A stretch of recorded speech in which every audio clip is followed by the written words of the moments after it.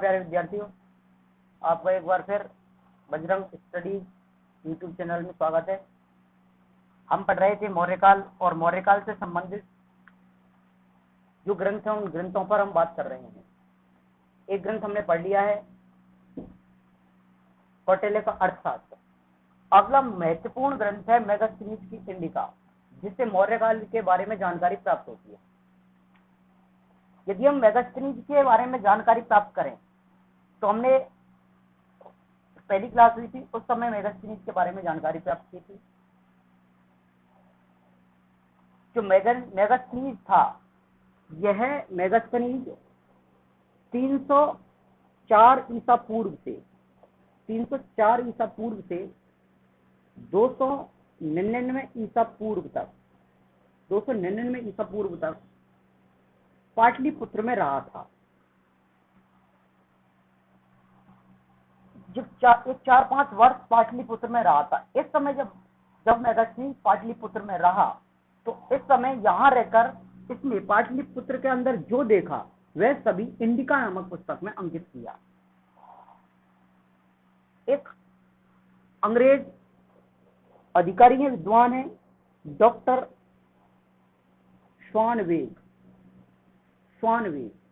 Doctor स्वानवेग ने 1896 ईस्वी में इंडिका नामक पुस्तिका का प्रकाशन किया। मूल रूप से इंडिका नामक पुस्तक उपलब्ध नहीं है। जो इंडिका पर टीकाएं लिखी गई हैं, उन टीकाओं के आधार पर ही डॉक्टर स्वानवेग ने इंडिका पुस्तक का प्रकाशन किया। 304 से 299 ईसा पूर्व तक मेगास्थनीज मौर्य दरबार में रहा, यानी चंद्रगुप्त मौर्य के दरबार में रहा। यदि हम बात करें कि जो मेगास्थनीज की जो इंडिका है, इस इंडिका का संबंध किससे है, तो इंडिका का जो संबंध है मुख्य रूप से सैन्य प्रशासन से है। सैन्य प्रशासन, इंडिका का संबंध नगर प्रशासन से है। नगर प्रशासन, ये बात हमें याद रखनी है कि इंडिका का जो संबंध है वह सैन्य प्रशासन और नगर प्रशासन से है।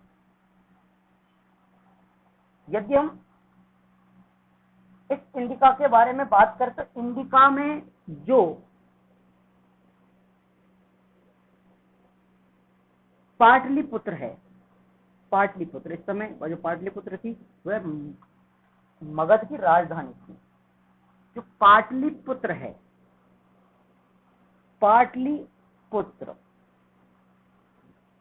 पाटलिपुत्र के लिए मेगास्थनीज ने एक शब्द यूज किया है, पॉलीब्रोथा।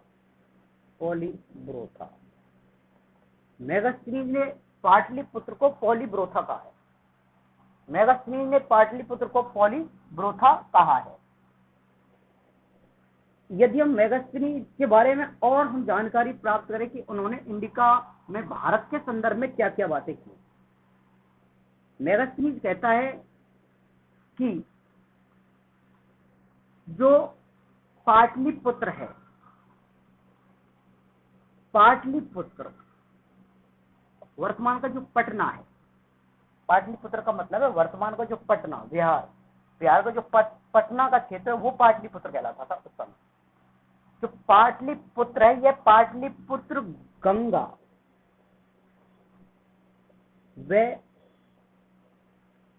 गंगा व सोन नदी के मध्य का जो क्षेत्र है, गंगा व सोन नदी के मध्य का जो क्षेत्र है। सोन नदी का मतलब था उस समय, इस समय कह सकते हैं हम कोसी नदी। इसका जो मध्य का जो क्षेत्र है, यह मध्य का क्षेत्र क्या कहलाता था, पाटलिपुत्र कहलाता था उस समय। मेगास्थनीज ने पाटलिपुत्र के आयतन के बारे में जो बात की है, पाटलिपुत्र के जो क्षेत्रफल के बारे में बात की है, मेगास्थनीज बताता है कि जो पाटलिपुत्र का क्षेत्रफल है वह, जो पाटलिपुत्र जो नगर है, उस नगर की जो लंबाई है वह लंबाई 80 स्टेडिया है। स्टेडिया उस समय का एक माप था। जैसे आज मीटर है, फुट है, किलोमीटर है, तो उस समय स्टेडिया एक माप था। 80 स्टेडिया में 80 स्टेडिया थे। 80 स्टेडिया का मतलब है वर्तमान का 16 किलोमीटर। ये पाटलिपुत्र नगर की लंबाई थी। ये पाटलिपुत्र नगर की क्या थी? लंबाई। यदि हम पाटलिपुत्र नगर की चौड़ाई की बात करें तो इस समय जो चौड़ाई थी 15 स्टेडिया बताई जाती है, यानी वर्तमान के 3 किलोमीटर। ये जानकारी हमें मेगास्थनीज की इंडिका से प्राप्त होती है। हम पहले ही बात कर चुके हैं कि जो कौटिल्य का अर्थशास्त्र है, कौटिल्य का अर्थशास्त्र में नगर प्रशासन और सैन्य प्रशासन की जानकारी प्राप्त नहीं होती है। लेकिन मेगास्थनीज की जो इंडिका का मुख्य जो संबंध है वह किससे है? नगर प्रशासन से है और सैन्य प्रशासन से। मेगास्थनीज के अनुसार नगर का प्रशासन चलाने के लिए मेगास्थनीज के अनुसार नगर, जो नगर है यानी पाटलिपुत्र है, पाटलिपुत्र का प्रशासन चलाने के लिए 6 समितियां होती थी। 6 समितियां होती थी और प्रत्येक समिति में 5 सदस्य होते थे। यानी प्रत्येक समिति में 5 सदस्य होते थे, यानी एक समिति में 30 सदस्य होते थे नगर के प्रशासन को चलाने के लिए। मेगास्थनीज ने जो 6 समितियां बताई, वो 6 समितियां कौन कौन सी हैं? देखो, पहली जो समिति है, पहली समिति का नाम था उस समय जनसंख्या समिति। जो जनसंख्या समिति थी, इस समिति का जो कार्य था वह जन्म और मरण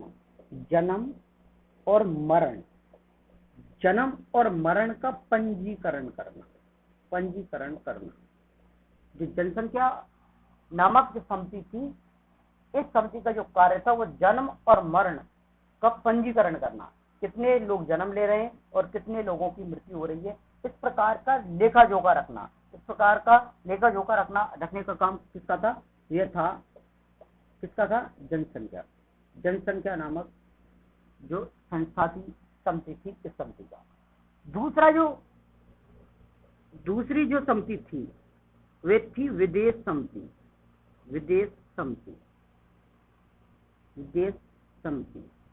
जो विदेश समिति थी, इस समिति का जो कार्य था, कि जो विदेशी यात्री थे, यात्रियों का लेखा जोखा रखना। विदेशी कौन यात्री आ रहा है और भारत से यानी पाटलिपुत्र से कौन विदेश जा रहा है। विदेश में व्यापार के लिए जा रहा है। व्यापार के लिए कौन जा रहा है, ये जो लेखा जोखा रखते थे, ये रखती थी विदेश समिति। यदि हम तीसरी समिति की बात करें तो इस समय मेगास्थनीज के अनुसार जो तीसरी समिति का नाम है शिल्प समिति।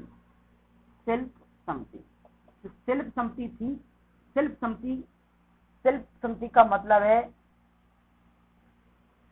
निर्माण कार्य। नगर में जो भी निर्माण कार्य होते थे, उन निर्माण कार्यों का जो लेखा जोखा रखती थी, ऐसी समिति कहलाती थी शिल्प समिति। अगली जो समिति है वह है, चौथी समिति है वस्तु निरीक्षण समिति। देखो, इस समिति का कार्य था कि जो भी वस्तुओं का निर्माण हो रहा है, उन वस्तुओं का निरीक्षण करना, उन वस्तुओं का परीक्षण करना कि ये जो वस्तु बनी है, यह वस्तु गुणवत्तापूर्ण है या नहीं है। शिल्प समिति का कार्य था केवल निर्माण के कार्य को देखना कितना निर्माण हो रहा है, कितना निर्माण नहीं हो रहा, लेकिन उस वस्तु का जो गुणवत्ता देखनी है, जो वस्तु बनाई जा रही है, जो भी चीज बनाई जा रही है, उस वस्तु की जो गुणवत्ता देखनी है, गुणवत्ता देखने का काम करता था वस्तु निरीक्षण समिति द्वारा। अगली जो समिति है वह पांचवी जो समिति थी वह थी कर समिति। कर समिति, और कर समिति का जो कार्य था वो करों का निर्धारण करना, करों का निर्धारण करना, यानी कर वस्तुओं पर जो कर लगाया जाता था उन करों का निर्धारण ये कर समिति द्वारा किया जाता था। करों पर जो निर्धारण था वह निर्धारण किसके द्वारा किया जाता था? कर समिति द्वारा। तथा जो कर निर्धारण किया है, जो कर निर्धारण किया है, इस कर को एकत्र करना यानी इकट्ठा करना, इस कर को इकट्ठा करना कौन करती थी? कर समिति द्वारा किया जाता था। जो अंतिम जो समिति है वह समिति है व्यापार एवं वाणिज्य समिति। व्यापार एवं वाणिज्य समिति। व्यापार एवं वाणिज्य समिति, इस समिति का कार्य था व्यापार के संबंध में लेखा जोखा रखना, व्यापार के बारे में जानकारी रखना। और जो ये 6 समितियां थी जो भी जानकारी प्राप्त करती थी, ये सभी जानकारियों को राजा के समक्ष प्रस्तुत करते थे। इस प्रकार ये मेगास्थनीज की इंडिका के माध्यम से हमें भारत के संदर्भ में, भारत के नगर प्रशासन के संदर्भ में जानकारी प्राप्त होती है। हम पहले बता चुके हैं कि जो मेगास्थनीज की इंडिका है, इस इंडिका में जो ये समितियां हैं, इन समितियों के जो अध्यक्ष होते थे, इन अध्यक्षों को मजिस्ट्रेट कहा जाता था। क्या कहा जाता? मजिस्ट्रेट कहा जाता था। ये मजिस्ट्रेट कहलाते थे। तथा जो नगर का जो अध्यक्ष होता था, ये समितियों के अध्यक्ष मजिस्ट्रेट कहलाते थे। लेकिन जो नगर का अध्यक्ष होता था, इस नगर के अध्यक्ष के लिए मेगास्थनीज ने एक शब्द का प्रयोग किया है, वह शब्द है एरिस्टोनोमी। अरिस्टोनोमी शब्द का प्रयोग किया है। किसके लिए? नगर के अध्यक्ष के लिए। नगर का जो अध्यक्ष होता था उस अध्यक्ष के लिए मेगास्थनीज ने एरिस्टोनोमी नामक शब्द का प्रयोग किया है। इसी समय जो सड़क निर्माण का कार्य करते थे, वो सड़क निर्माता सड़क निर्माण का कार्य करते थे। सड़क निर्माण का कार्य करते थे। सड़क निर्माण के कार्य का दायित्व जिन पर होता था, सड़क निर्माण का कार्य का दायित्व जिन पर होता था, वे अध्यक्ष सड़क निर्माण का कार्य का दायित्व जिन पर होता था, वे अध्यक्ष एग्रोनोमोई कहलाते थे। ये बात हमें याद रखनी है कि जो सड़क निर्माण का कार्य करते थे वो एग्रोनोमोई कहलाते थे, और जो नगर प्रशासन चलाते थे या नगर प्रशासन के जो अध्यक्ष होते थे वो एरिस्टोनोमोई कहलाते थे। ये थोड़ा सा हमें अंतर याद रखना होगा। आगे यदि हम मेगास्थनीज की इंडिका के बारे में और बात करें, मेगास्थनीज ने जैसे हमने पहली क्लास में बात की थी कि कौटिल्य का मतलब है चाणक्य का मतलब है विष्णुगुप्त। कौटिल्य ने भारतीय समाज को 4 भागों में विभक्त किया। उसी प्रकार मेगास्थनीज ने भारतीय समाज को 7 भागों में विभक्त किया है। भारतीय समाज को 7 भागों में विभक्त किया है। यदि हम इन 7 भागों के बारे में बात करें, तो पहला कृषि, दूसरा वाणिज्य या व्यापार, चौथा शिल्प, पांचवा किसान। देखो, किसान से तात्पर्य है यहाँ पशुपालक। किसान, किसान या कृषि से तात्पर्य है जो बड़े जमींदार, बड़े जमींदार, और यहाँ किसान से तात्पर्य है पशुपालक। छठा है मेगास्थनीज ने जिस भारतीय समाज को, भारतीय समाज को कितने भागों में बांटा है? 7 भागों में। पहला है कृषि, दूसरा है वाणिज्य एवं व्यापार, तीसरा है शिल्प, चौथा है किसान, और पांचवा है हस्तकलाकार। पांचवा है हस्तकलाकार। छठवा जो है वह है सीता।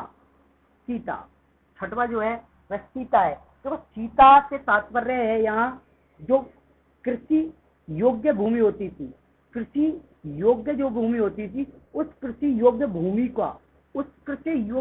को क्या कहा जाता था? सीता कहा जाता था। और इस कृषि योग्य भूमि को यानी सीता पर अधिकार किसका होता था? राज्य का अधिकार होता था, यानी पाटलिपुत्र यानी मगध का अधिकार होता था। और जो राज्य का अधिकार जिस भूमि पर होता था वह भूमि कहलाती थी सीता भूमि। और सीता भूमि के बारे में जो जानकारी रखता था उसको कहा जाता था उस समय सीताध्यक्ष। ये बात हमें याद रखनी है। उसको क्या कहा जाता था? सीता अध्यक्ष कहा जाता था। अंतिम जो सातवीं बात बताई मेगास्थनीज ने, उस 7वीं बात बताई थी जो शूद्र हैं। शूद्र से तात्पर्य है जो निम्न जाति के लोग थे, जो कह सकते हैं जो एक नौकर टाइप के लोग थे, नौकर की तरह, यहाँ हम कह सकते हैं जो नौकर की तरह कार्य करते थे वो शूद्र कहलाते थे। यदि हम और बात करें मेगास्थनीज के बारे में, तो मेगास्थनीज ने कुछ बातें ऐसी बताई जो झूठ थी। भारतीयों के आधार पर, यानी भारत में जो चीजें प्रचलन में नहीं थी उन चीजों का उल्लेख भी मेगास्थनीज ने कर दिया अपनी इंडिका में। जैसे मेगास्थनीज कहता है, पहली बात कहता है कि भारत में कभी अकाल नहीं पड़ा, ऐसा कहता है। भारत में कभी अकाल नहीं पड़ा, जबकि हमको ये पता है कि भारत में अकाल उस समय पड़ चुका था। हम जब आगे हम एक एक शासक पर बात करेंगे तो हम देखेंगे कि चंद्रगुप्त मौर्य के अंतिम समय में 12 वर्ष तक लगातार अकाल पड़ा था, जिसके कारण चंद्रगुप्त मौर्य ने भद्रसार नामक जैन मुनि से दीक्षा प्राप्त करके इन्होंने अपने प्राण त्यागे, और उस प्राण त्यागने की जो पद्धति है उस पद्धति को संलेखना पद्धति कहा जाता है। तो इससे ये ज्ञात होता है कि मेगास्थनीज ने गलत बात की है, झूठ बात की है कि भारत में उस समय अकाल नहीं पड़ते थे। अगली जो मेगास्थनीज ने कुछ एक ऐसी बात कही है जो भारतीय परिस्थितियों के अनुसार असत्य साबित होती है। नंबर 2 बात, मेगास्थनीज कहता है कि इस समय जो दास प्रथा भारत में प्रचलन में नहीं थी, ऐसा कहता है कौन? मेगास्थनीज। किसमें? इंडिका में। जबकि हम पहले पढ़ चुके हैं कौटिल्य के अनुसार, कौटिल्य ने स्वयं कहा है कि इस समय भारत में 9 प्रकार के दास उपलब्ध थे। तो ये दूसरी बात भी मेगास्थनीज की असत्य साबित होती है कि भारत में दास प्रथा प्रचलन में नहीं थी, यानी भारत में जो दास प्रथा थी वह प्रचलन में थी। अगर हम तीसरी बात करें तो तीसरी बात में उन्होंने कहा कि भारतीय लोग लेखन शैली से परिचित नहीं थे, ऐसा कहता है। कौन कहता है? ऐसा कहता है मेगास्थनीज इंडिका में, कि जो भारतीय लोग थे वो इस समय लेखन शैली से परिचित नहीं थे। जबकि हमने अभी पढ़ा है कि कौटिल्य ने उस समय एक बहुत बड़ा राजनीतिक ग्रंथ लिखा, अर्थशास्त्र, और जब भारतीय लोग लेखन शैली से परिचित नहीं होते तो कौटिल्य अर्थशास्त्र को नहीं लिख पाता। यदि हम आगे और एक दो बात करें मेगास्थनीज के बारे में, तो मेगास्थनीज कहते हैं कि जो भारतीय लोग थे वो सोने की खदानों की खोज चींटियों के माध्यम से करते थे। चींटियों के माध्यम से, चींटी जहां से निकलती थी वहां सोना निकलता है, ऐसा बताता है मेगास्थनीज, जबकि ये बात असत्य साबित होती है। आगे यदि मेगास्थनीज के बारे में बात करें तो मेगास्थनीज यहाँ पर जो बात बताता है वह मेगास्थनीज कहता है कि जो भारतीय लोग थे मेगास्थनीज ने देखो यमुना नदी के लिए, यमुना वर्तमान की जो यमुना नदी है, यमुना नदी के लिए एक शब्द प्रयोग किया है वहां इंडिका में। यमुना नदी के लिए एक शब्द प्रयोग किया है, वह शब्द है जैवोरेज। जैवोरेज शब्द का प्रयोग किया है, किसने किया है? इंडिका में किया है, मेगास्थनीज ने। यमुना नदी को इंडिका में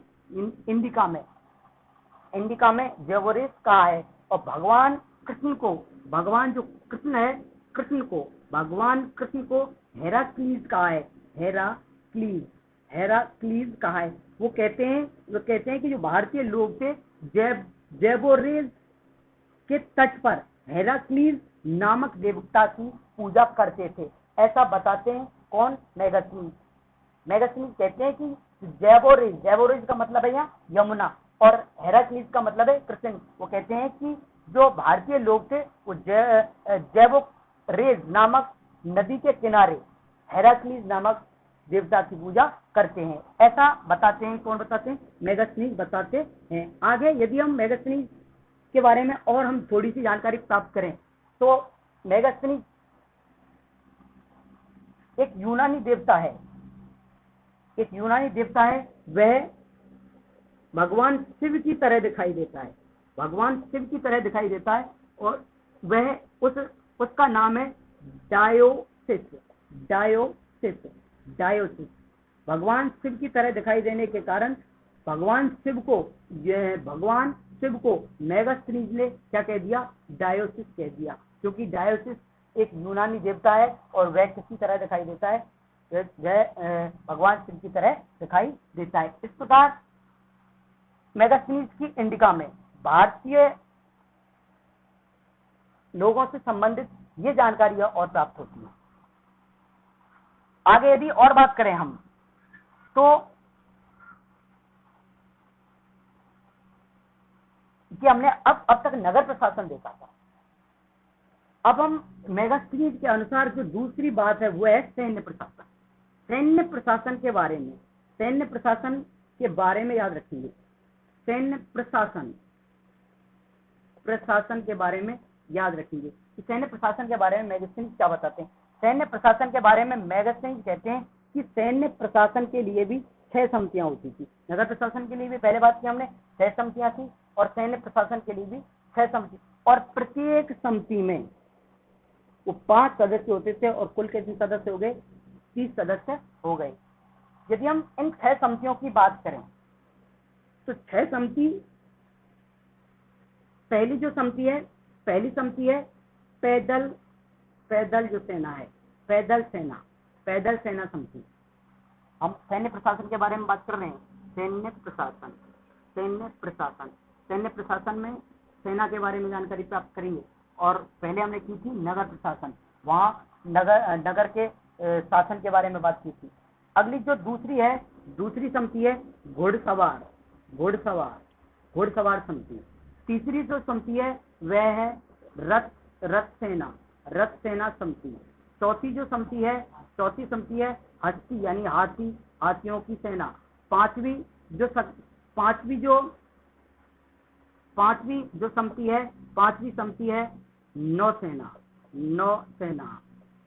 यानी वर्तमान की जो नेवी है वो 5वीं समिति कहलाती थी। और 6वीं जो समिति है वह रसद सेना थी। रसद का मतलब है कि जो भी सेनाएं जो थी, इन सेनाओं का जो खाने पीने की व्यवस्था करती थी वह रसद समिति सेना द्वारा किया जाता था। मेगास्थनीज के अनुसार यदि कर व्यवस्था के बारे में बात करें तो मेगास्थनीज के अनुसार इस समय भारत में कुल उपज का, जो भी उपज होती थी, जो भी पैदा होती थी, कुल उपज का 1/4 भाग कर के रूप में लिया जाता था, ऐसा कहता है मेगस्तीनी। जबकि कौटिल्य के अनुसार, जो कौटिल्य के अनुसार भारत में इस समय कर 1/6 लिया जाता था। यानी मेगस्तीनी अधिक कर बताता है और कौटिल्य कम कर बताता है। ये बात हमें याद रखनी है कि जो मेगस्तीनी है वह तो 1/4 कर बता रहा है और कौटिल्य 1/6 कर बता रहा है। आगे जब हम पढ़ेंगे तो जब अशोक सम्राट होंगे तो उस समय वह इस कर को 1/6 के स्थान पर 1/8 भी कर देगा। जब अशोक अपना धर्म परिवर्तन कर लेता है, अशोक जब बौद्ध धर्म को स्वीकार कर लेगा और भगवान बुद्ध के जो स्थल हैं, भगवान बुद्ध के स्थलों की जब यात्रा करेगा तो उस समय वह अपनी जनता के लिए राहत देता है और उस राहत में वह जनता के लिए कर घटा देता है और 1/6 कर देता है।